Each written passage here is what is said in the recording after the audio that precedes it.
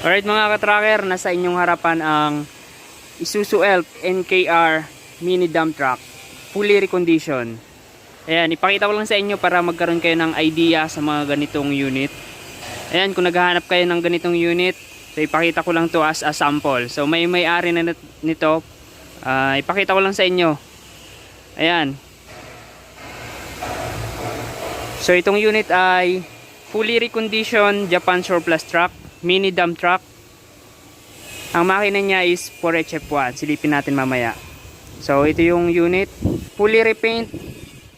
Ayan yung pagkapintura, maayos yung pagkapintura dito.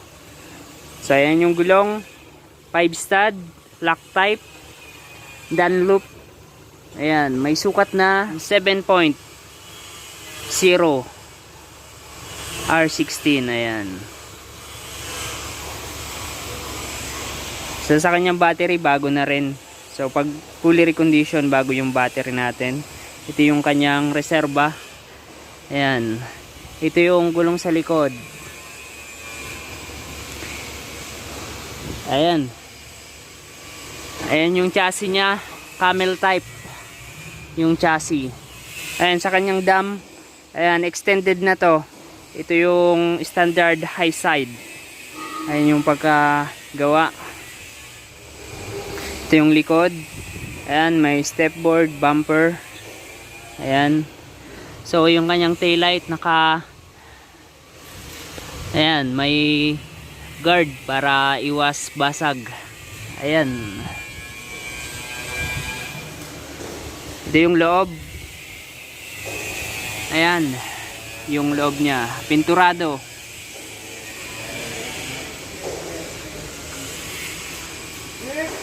Ayan yung ating fuel tank. Ayan, standard sa mini dump truck. Ayan, chassis.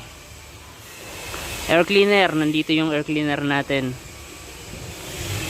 Dito naman tayo sa loob ng unit. Ayan yung itsura. Ito yung loob ng cab. Naka-upholstery na yung upuan. Naka floor matting na. Bago yung dashboard. Ayan, meron siyang 5-speed manual transmission. Linisan na yung loob. Kaya malinis na tong unit na to. Ayan yung itsura ng ating dashboard. Sa kanyang ilalim, ayan, kapag recondition, chinek lahat ng fluids, mga parts sa ilalim. Yung preno, chinek na kapag merong sira, pinapalitan na namin. Kapag manipis na yung brake pad, ayan, pinapalitan na namin yan. Sa brake drum naman, kapag pangit na yung kain, so yan, nire-replace namin. Check mga fluids, differential transmission. Ayan, sa makina chine-change oil namin yan. Sa aircon pala, optional. Kung gusto nyong palagyan, pwede. Kung hindi naman, ayan, pwedeng hindi na. So ito, ayan, wala siyang air condition. Hindi na pinalagyan ng air condition. Pero fully recondition to. Ayan. So depende sa request nyo. So sa makina, check natin yung makina. Alright, ito yung makina niya. Ayan, 4HF1, 4-cylinder.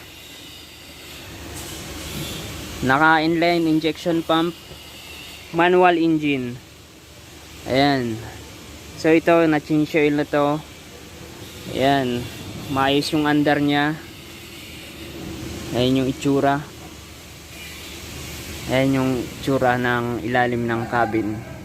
Alright. So sa paka-convert ng steering system, maayos naman yan. Ayan. Alright. So yung ano pala nito mga ka-tracker, yung brake system sa unahan, naka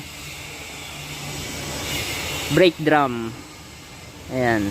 Yung iba kasing lumalabas ngayon naka disc brake, pero mas maganda to naka brake drum. Naka drum brake. Ayan. Alright, nakita na natin yung unit mga ka-tracker. Ayan, so ito hindi lang nabalik. Ayan. So ayan. So itong ano nito, yung kanyang windshield bago na to, pinalitan na. Kasi minsan dumarating may basag. Pero mas matibay yung Japan compared sa mga kinakabit na dito. Pero goods naman yan. Alright, yan, may plaka na, nakarehistro na to. So pwede na tong ilabas. So yung capacity niya, meron siyang gross weight na 4,200, net capacity naman na 2,100, 3 passenger. Alright, mini dump truck mga katracker. Ayan. So ang presyo nito nagre-range to sa 920 to 950k. Ayan. Ito yung unit. Japan surplus po ito. So kung may inquire kayo, kung gusto nyong pumunta dito yan sa Mambugdos, Bacoor, Cavite. Calipil Marketing and Corporation. Dito yan makikita mga katracker. So madami kaming available unit. Pwede kayong mag-viewing dito. Bukas to Monday to Saturday 8 AM to 5 PM.